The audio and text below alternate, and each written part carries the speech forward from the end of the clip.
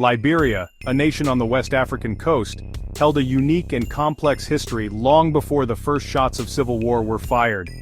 Founded in the 19th century by freed American slaves, the country developed a deep social divide. The descendants of these settlers, known as Americo-Liberians, formed a political and economic elite. They controlled the government and the country's resources for over a century.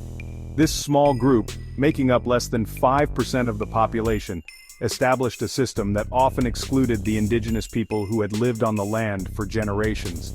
This created a society filled with tension and resentment, a quiet anger simmering just beneath the surface of everyday life, waiting for a moment to erupt. This long-standing inequality set the stage for political instability.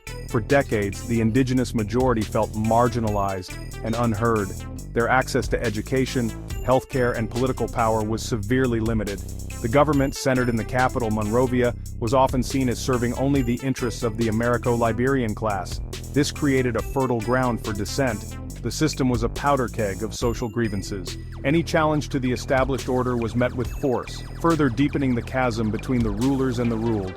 The country was not a unified nation, but rather two separate worlds existing in the same space, one of privilege and one of struggle. The situation grew more volatile in 1980 when Master Sergeant Samuel K. Doe, a member of the indigenous Kron ethnic group, led a violent military coup. He overthrew and executed President William R. Tolbert Jr., ending 133 years of Americo-Liberian rule. Initially, many indigenous Liberians celebrated Doe's rise to power as a moment of liberation and a chance for a more equitable society. They hoped he would bring an end to the old system of oppression. However, this hope was short-lived, as Doe's regime soon proved to be just as corrupt and brutal as the one it had replaced, if not more so. Doe's government quickly began to favor his own Kron ethnic group, appointing them to key positions in the military and government. He suppressed political opposition with extreme prejudice, and his rule was marked by human rights abuses and economic mismanagement. Instead of uniting the country, Doe's presidency amplified ethnic divisions, turning different indigenous groups against one another. The corruption and violence that defined his decade in power created a new set of enemies and deepened the wounds of the nation.